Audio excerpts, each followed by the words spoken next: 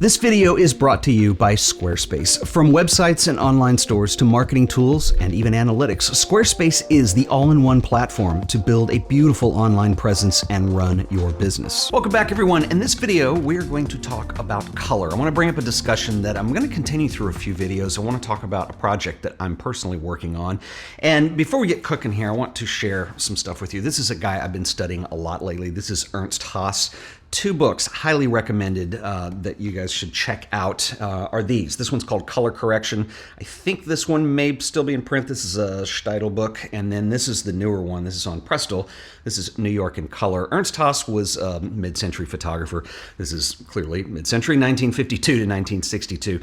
He is one of my favorite photographers of all time. And I particularly love him because of his color interpretive work. And I think that, a lot of the photographers that I have covered on this show before in depth, like William Eggleston or Saul Leiter, they were brilliant too. And those guys kind of had this one direction they went in. What I love about Ernst Haas is that he has just this wide range to what he does. You see shots in here that are like he's experimenting with abstraction. There's things that deal with motion blur and how do you interpret motion in a still image. And his color work he shot a lot of black and white early on, but moved to color and preferred color. And I think the range of what he gives us and the way he interprets color is very interesting. And this has had me thinking a lot recently about color and the way we interpret that now and what we're doing in the digital era. This is a really interesting time that we live in with digital photography now and how that's matured over the last 20 years. I remember when digital cameras did not have the same dynamic range as even slide film. We've come a long way. And when you mix high dynamic range sensors with things like being able to shoot raw in high bit depth, being able to do things in Photoshop and with computers and with Lightroom and Capture One and all these tools that we have at our disposal, literally we live in a world now where almost anything is possible. And what's fascinating to me, though, is that we don't approach color the same way we did in the pre-digital era. And so therefore there's this obsession with, everybody knows the term color science, and how maybe this red should be interpreted as it is in real life. And so I guess that's the goal we're trying to reach, is trying to get things to look as they are. The trouble that I have with that is I'm not sure that we all see colors the same way, because first of all, our eyes might, but your brain gets involved, and there's a lot of emotional things that come into play with color. There's nostalgia, there's the way we remember colors. These are things that can start to vary. Plus, I can't see through your eyes, so I don't know what they look like compared to mine. And there are people out there who are colorblind. They can't discern between different types of colors. They just don't see them being any different. So I'm not really sure there is a reality standard that we can go towards. I mean, there may be. I'm talking hypothetically. Of course, I come from the art world, so it's going to be more interpretive in general. In the pre-digital world, I would argue that there was way less control than what we have now. Everything was based off of a chemical process that was designed to try to get things to look closer, but you would still use subjective terms back then, like, oh, this film stock is better than this one, or people would say this is more accurate, or maybe you wanted things to be more vivid or more saturated, so you'd choose a film stock based on that. But everything was just kind of trying to solve that problem.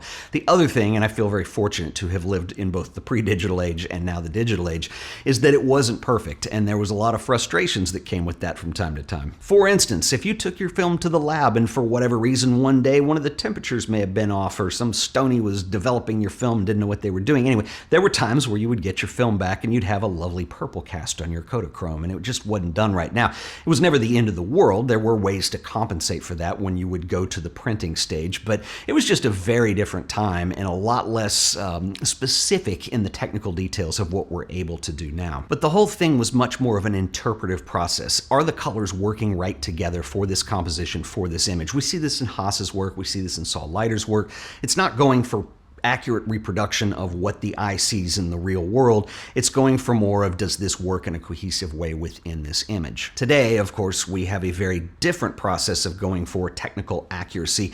But even when I hear people talk about things like color science, I still think there's an interpretive quality involved. For instance, you hear people say things like, I prefer Canon cameras because of the way they interpret skin tones, or the reds look a certain way, or no, Fujifilm have this kind of a look, Sony doesn't. You have all this stuff, but But the reality is that we have the technology here. I just want a neutral image coming off the camera, because if you take the time to understand how color works, how to edit, what white balance is, how to maybe put a tint into your shadows that has a different feel or something in the highlights, then it really doesn't matter to me necessarily what that is, because I know what I'm going for. And a lot of this came about, I did a video on this probably about 2 years ago where my friend Richard Jackson and I were talking, and his whole thing, he is a professional printer. He's worked with some of the biggest names in the industry, National Geographic, just name a name, and he's probably worked with them. But his whole job is to come up with the interpretation of the intention of the actual photographer. So it's not him trying to interpret it his way. What does the photographer want it to look at in the end? What does he want it to look like in the end? But my point is that how many of us actually go at it with that kind of intention anymore? It's just kind of pulled out of the DNA now, and it's not the way we do things. It was with film, I would argue. It's less so with digital, even though I feel there's a desire to want to go that route. Last weekend, I had a really awesome, intense, long phone conversation with my friend David Brookover. David is a fabulous photographer. I have featured him on the show many times. I did a whole artist series video on him. Incredible landscape photographer and a really interesting guy. One of the things that I knew about David, and I was asking him about, because we were talking about Haas and we were getting into a lot of color stuff. We were talking about this, and I'd forgotten he lived in Japan, lived in Tokyo for about 8 years, and during that time was actually working as a consultant for Fujifilm. And I would love to do a collaboration. I told him this, and so we're going to work on this and find a way to do it. We live very far from one another. He's in Wyoming, I'm in Texas. But anyway, we would like to do this, but talking about how he worked with Fujifilm on a lot of these things, and he said, I mean, it even got crazy to the point where they were working on a new film stock, and they would do things like, well, this film stock was designed to look good in these kind of lighting conditions. So light and weather in Tokyo is very different than the way it looks in the US. So there were film stocks that were created to be popular in the US versus ones that would be popular in Japan, for instance. And he said they would even do things like they would interview people, and they would go through and ask them questions that would start touching on emotion and nostalgia, like, how do you remember this looking, or what did the sky look like this day? And it really gets fascinating, because I think when we start talking about color, it's this whole line that I've been talking about of balancing what we perceive to be quote unquote accurate and what we perceive to be good looking, or something that we respond to, or something that causes us to think a certain way or feel a certain thing. So it's very fascinating to get into the whole discussion of color interpretation. So I have some thoughts on this, and I want to share a project that I'm working on with you guys. But real quick, I want to give a shout out to our sponsor today, who are the awesome folks over at Squarespace.com. Squarespace is the easiest way to build a photography website and earn money while doing it. So start with one of their award-winning templates and build your site. You can drag and drop images to build beautiful galleries, so there's no code to write and no server to manage. Squarespace also have tools to make your website work for you. They now have member-only areas for managing an audience and communicating directly, complete with audience insights. Make money with their advanced e-commerce tools for merchandising, inventory management, secure payments, and you can also extend e-commerce with Squarespace extensions. These are third-party tools that let you manage inventory, bookkeeping, filing sales tax, and even shipping items across the globe. You can take your photography and turn it into a business that works for you. So head over to squarespace.com and sign up for the free trial. When you're ready to launch, go to squarespace.com/AOP and save 10% off your first purchase of a website or domain. Once again, that is squarespace.com/AOP. And I want to give a special shout out and thank you to Squarespace for sponsoring this video. It's probably been fairly obvious for those of you who have followed my videos to know what my tastes are and what my direction in terms of what I want to see with color is. A lot of that has its roots in analog process, and I'm fascinated by that, because for me in photography, it doesn't need to look accurate or real. It needs to work together, and that's just where I come from. But what's fascinating to me is that we have the ability now with digital technology to bring a lot of that look in. In fact, I would argue we could go a step further. This is one of the things I was talking about with David in this conversation. We're talking about Fujifilm Velvia, which is a highly saturated film, very specialized. There were several different types of Velvia. There was a 50, there was a 100, there was 50F, 100F. It had variations to it. But the whole deal with Velvia is that you would use it, it could, like if you were shooting on a cloudy day, it would brighten things up, it would make your colors more rich. There were certain uses that I would argue were incredible for that film if you wanted more saturation in colors. It could also get very dangerous and look very bubblegummy and a little too saturated in certain situations. It was not good for portraits at all. It would give skin tones kind of this weird, nasty red look to them. But my point is that with digital technology, we have the ability to do something like Velvia, but actually change some of the inconsistencies on that. So why has nobody approached that technology yet? Another interesting problem to look at is the limitations we had in dynamic range on film. So C41 film, negative film, print film, whatever you want to call it, that had probably the most dynamic range. Slide film was a transparency film. In other words, when you held it up to the light, it was not negative, it was a positive.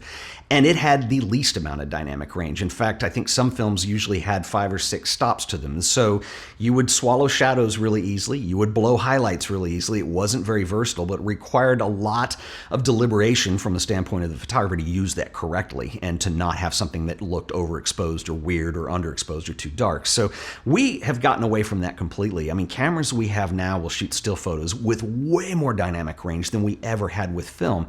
And so you can bring a lot of the look that we had film and a lot of those color interpretations or intentions over, but you have more benefits like having more shadow detail, more highlight detail, more responsiveness to the image and what you can do, more flexibility. So there's a project that I started several years ago that ultimately became my Lightroom and Capture One presets. I didn't actually go out with the intention that, oh, I'm going to sell these.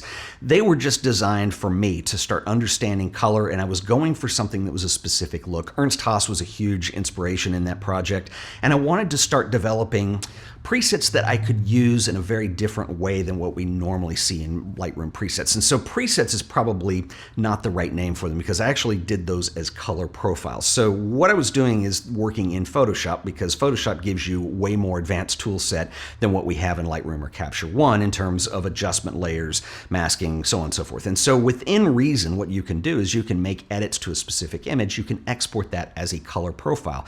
The second benefit to this is that when you apply this in Lightroom or Capture One, it still gives you full control over your sliders. Because the reality is if you develop a preset, and everybody should know this, is that it will never apply to every image across the board.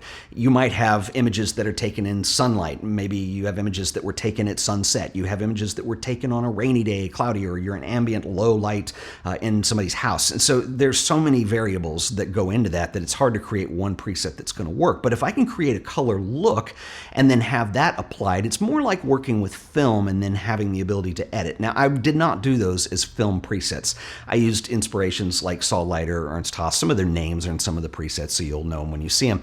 And they were really not looking at emulating film. They were more on the end print that a lot of those photographers were doing. And so I felt like it was more of the reflection of that interpretation that they were going for. So during that phone call with Mr. Brookover, it kind of dawned on me that there really was an art to developing film stock. And it was a collaborative effort between photographers and chemists who would come together and engineer something that would become the final film type. If you've ever shot film, you realize that there's tons of flavors of film stock. Some of them you can't get anymore. There's some newer ones. There's some classic ones, but that's part of the allure, I think, or it was for me when I shot film, was being able to do that. But I've never really looked into it from that whole idea of intention of what it's going to look like. So it got me thinking, I have never intentionally tried to do my own emulations of film stock, probably because I feel like you have to have the film stock, you have to get it developed a certain way, and there's a real technical process to emulating that. But now I'm kind of thinking that there's not.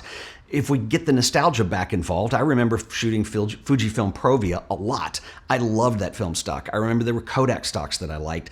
And I may not be able to, if I shot them today, maybe it wouldn't be as cool as ever, but I can remember it. And that's my point. And so understanding how to manipulate color in a digital space, I don't know. I don't know that these will turn into presets, but I don't know if this is something you guys would be interested in seeing some of this process. I would love to actually hear from you on that. Fujifilm have sort of done this with their film simulations. And if you've ever shot on Fujifilm cameras, you're probably familiar with these. They really only apply to JPEG because they're reinterpreted in Lightroom or Capture One if you're shooting RAW, and your mileage can vary on those. But a lot of people swear by just the JPEG simulation. So you're not shooting RAW, you just shoot the JPEGs, and Fujifilm have looks. Now, all cameras have profiles that they use. Sony does, Hasselblad does, Canon, Nikon, the whole group. But what's interesting is Fujifilm have that legacy and that history of being in the film business. And so I think what they're able to do with it is sort of, I think, on one hand, preserve that legacy. Now, I'm not sure that I totally agree with what they did, because Fujifilm are writing a line. They're in the digital world right now, clearly, but they're coming with these film simulations. And so, like the stuff we talked about before, there's differences, like having more dynamic range now, for instance. I think that they're interesting, but when I pull up the Fujifilm Provia, it's a good look, but that is not what Provia looked like when I shot it. ASTI is way off. So they're not, I'm not trying to slam Fujifilm, they're very good and they're very interesting, but what I am interested in is an actual digital replication of those film stocks. I know other companies have done it, like Visco, R&I, they're presets that you can go buy right now, but I'm talking from an interpretive standpoint. I've never used any of those, and I've bought a lot of them that I felt really had the same feel that I did with Provia. Or who knows, maybe I'm chasing something that I can't ever solve. I would love to hear from you guys though, so drop me a comment, let me know if this is something you'd like me to see cover on this show. I'll see you guys in the next video. Until then, later.